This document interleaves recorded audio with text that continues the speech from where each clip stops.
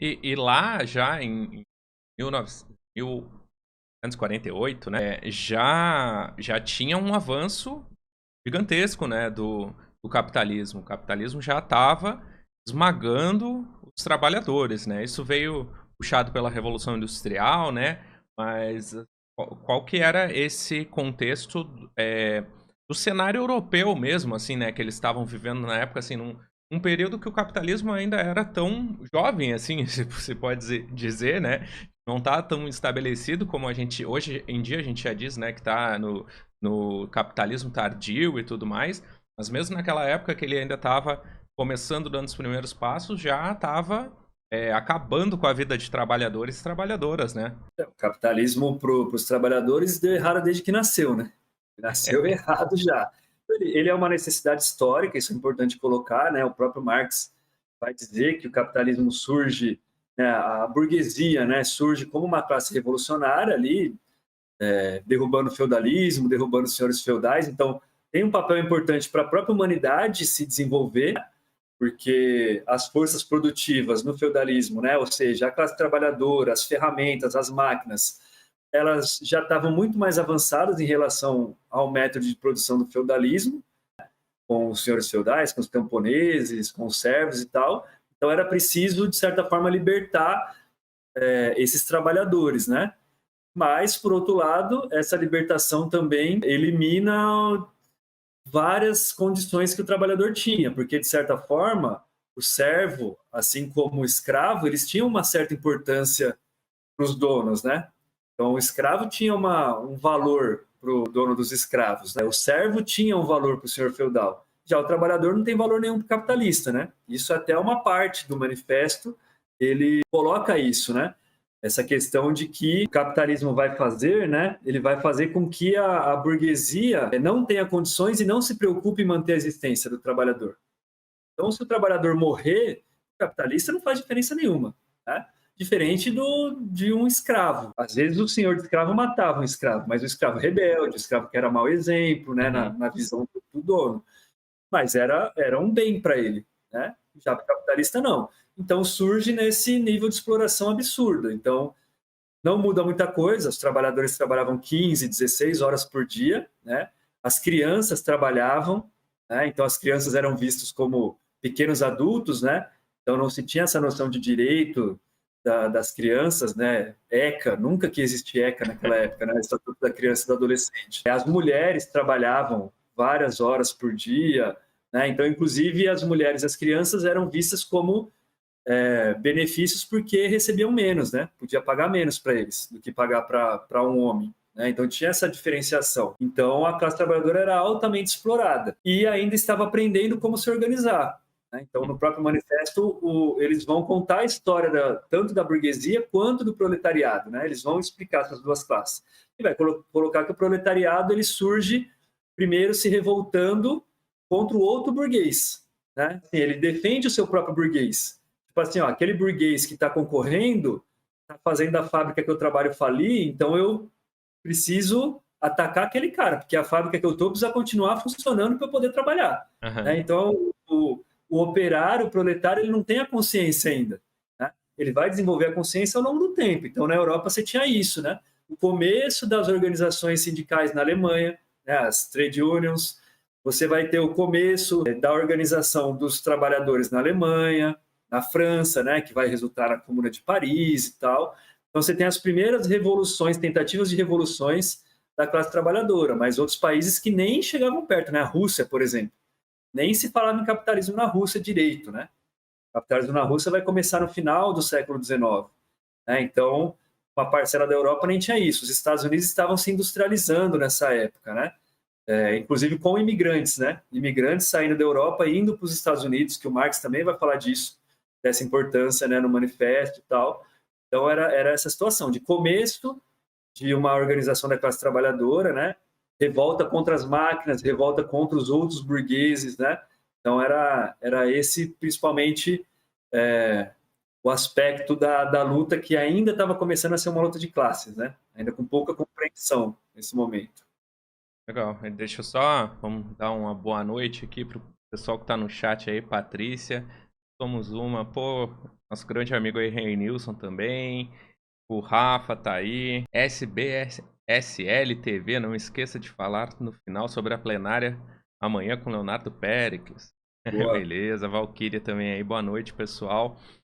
E aí, ouvindo tu falar tudo isso, assim, né? A próxima pergunta que eu tinha aqui era pra gente tentar traçar um paralelo aí, as semelhanças daquele contexto que citava, que os trabalhadores viviam lá quando o manifesto foi escrito e hoje em dia. Assim, a tua própria fala de lá já é muito semelhante ao que a gente está vivendo hoje, né? Então, né, a falta dessa conscientização dos trabalhadores, a jornada de trabalho aí de 15 horas, às vezes, tudo parece muito atual ainda, né? Assim, se conseguir traçar esse paralelo de forma mais elaborada aqui para ajudar na conversa, assim, mas eu acho que o que tu relatou já soa muito atual, né? Mesmo tendo quase 200 anos, né? Não, com certeza. E é assim, isso que acho que deixa os capitalistas mais malucos, né?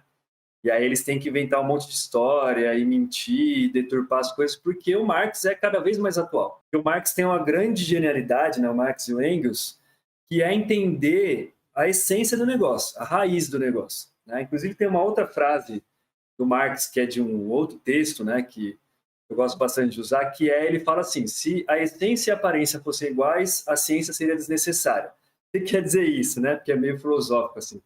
Mas se o que a gente vê e o que está por trás fosse a mesma coisa, não precisava de ciência. A gente precisa de ciência justamente para descobrir o que está escondido. E o Marx vai fazer isso, porque os socialistas utópicos, eles se revoltavam contra o capitalismo. Eles sabiam que o capitalismo estava errado. Só que eles não sabiam o que estava errado no capitalismo, né? Para eles era a maldade dos capitalistas, etc., assim como os anarquistas, assim como outros grupos.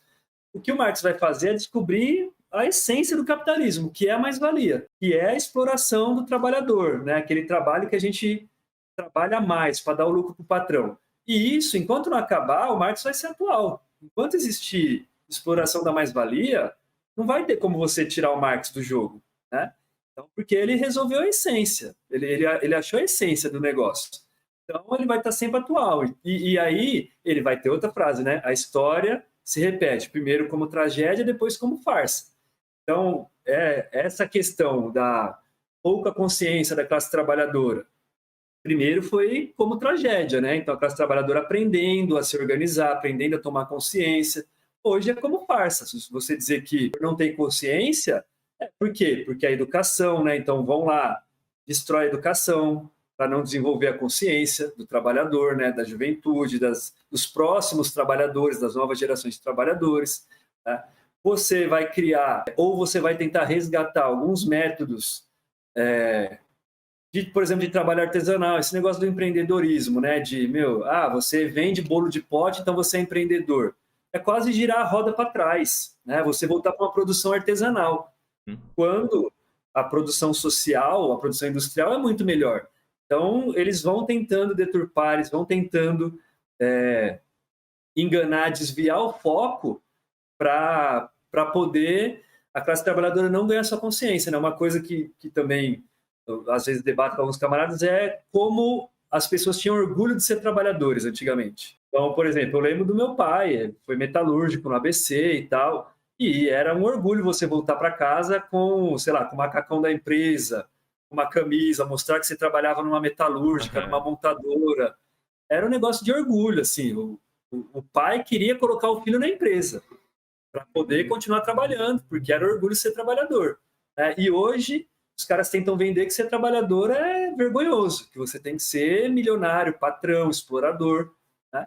Então é uma luta cotidiana, né?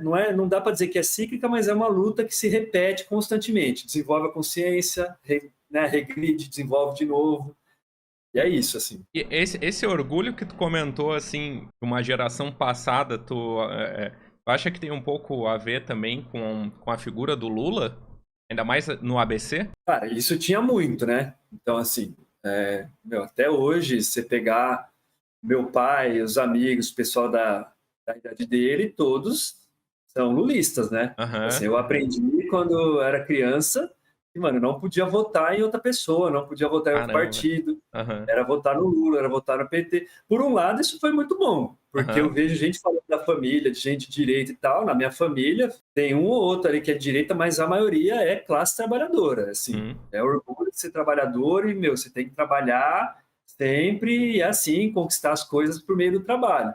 Então, por isso, por um lado, foi bom, porque ajudou a me formar, inclusive, depois, para, né, me tornar comunista e tal, mas tinha muito essa imagem, aí a força que foi. Não dá para a gente Sim. negar, né, o grande movimento de massas que foi a luta contra a ditadura ali no ABC, né, isso se reverbera em várias coisas, na cultura, né, na música, por exemplo, no fato do movimento punk ter sido muito forte ali na região, você ter organizações, né, por exemplo, a própria igreja com a teoria da teologia da libertação. Né? Uhum. A teologia da libertação, que era um movimento de esquerda dentro da igreja, né? Então foi uma força muito grande. Né? Então, você tinha esse orgulho, né? As pessoas se reconheciam como trabalhadores, né? E tu acha que, tipo, com o passar dos anos, assim, né? Eu pergunto porque eu acredito que aqui em São Paulo, na região do ABC, isso tudo veio com muito mais força do que em outras regiões do Brasil, né? Como eu cresci lá no sul e tal.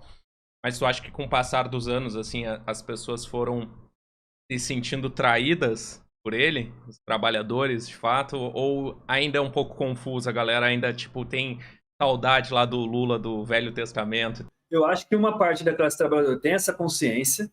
Eu acho que principalmente quem participou dos movimentos sociais, quem estava mais nativa, tem essa noção de traição mesmo, assim.